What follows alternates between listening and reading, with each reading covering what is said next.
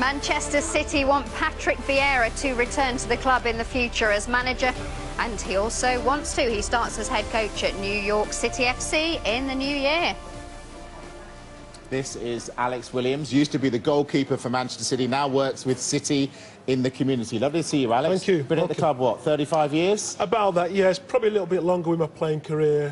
Been here about 27, 28 years, doing my role with the community scheme, and thoroughly enjoyed every single one of them. Now, I've been lucky enough to have about 5 days up here looking around, and City are very big on community together. Everywhere I go, I see that. Yeah. You, I guess, are the link with the community. So what does City and the community actually do?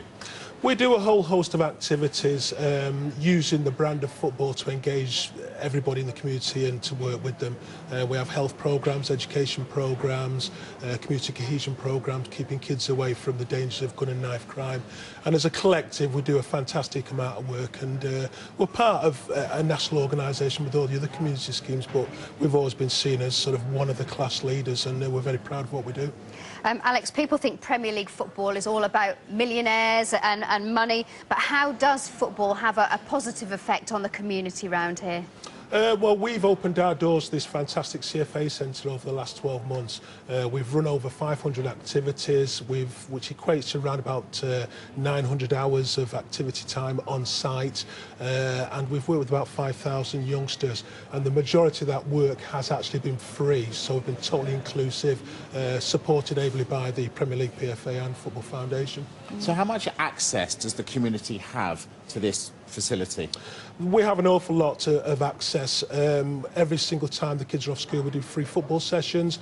We have a massive One City disability programme. We have over 100 disabled youngsters on site every week.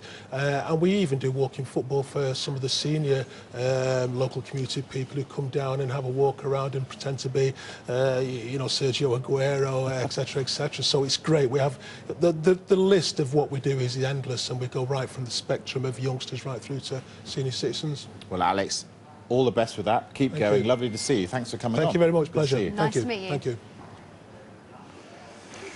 Now, we've heard from Joe Hart this morning on how the youth players need to be better than the world-class talent already in the squad if they're to break through. Let's go to Ben Ransom now for more on City's youth players.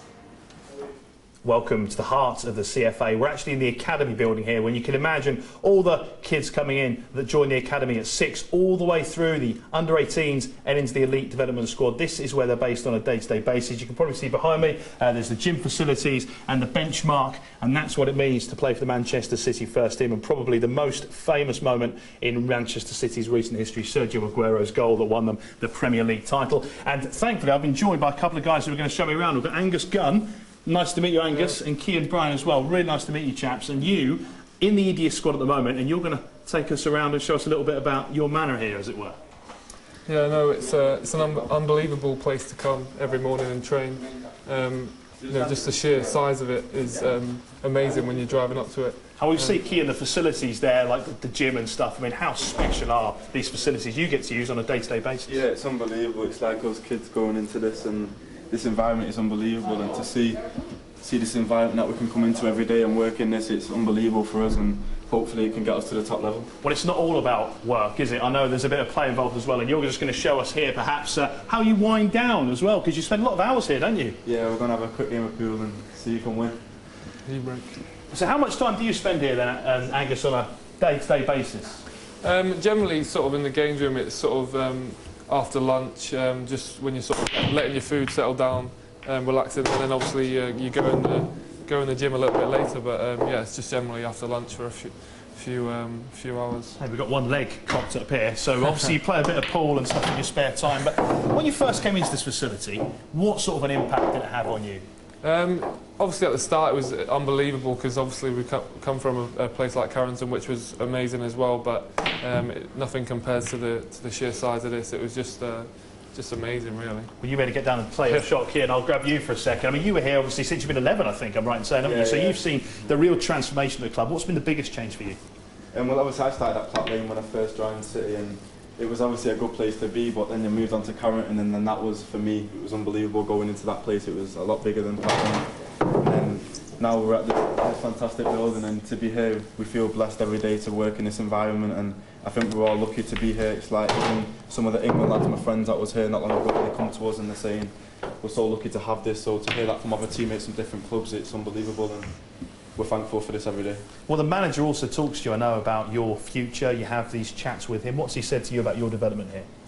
Well, yeah, I've had a good season so far. I've been playing games, and obviously I'm captain of the EDS at the moment, and for me, at a young age, he's older players, and it's good for me.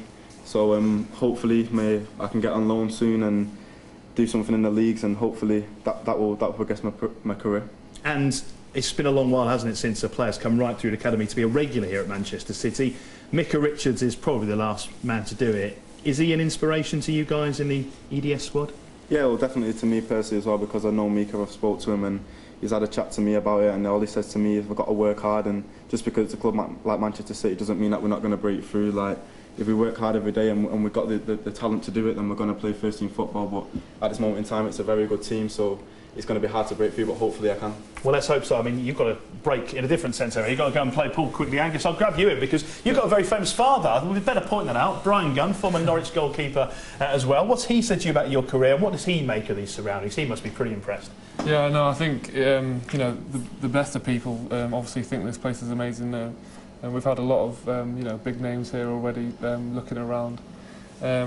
Yeah, he thinks it's amazing. He just keeps telling me to work hard and you know, keep focused on my dream, and hopefully one day I can play in the first team here. Do you get much interaction with the first team goalkeepers when you see Joe Hart around the place? Because a lot of what this place is about is focusing, isn't it, towards building every age group forward, building towards the first team. Yeah, definitely. You know, see them all the time at lunch, and you know, sometimes we get opportunities to train with them as well. So yeah, they help us along, and you know, we're pretty close to them, so it's you know, a great opportunity for us to learn from the best.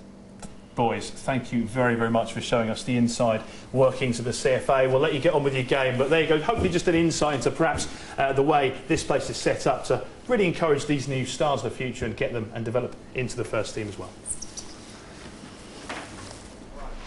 Dean. Well, it's been quite a day today. Many, many thanks to Manchester City for looking after us. They've been absolutely brilliant. We've had a great day. And, yeah, for a Manchester City fan, it's been a bit like Christmas Day today, so that's handy. This is Chappie, the kit man, who's in his own light blue kit. Looks like he needs a little bit of help with the kit there, as it's been held together with sellotape. And some shoddiness. Anyway, thanks very much, Manchester City. We've had a great time, and I hope you've enjoyed getting the inside track on a Premier League club. And there's been more as well. India have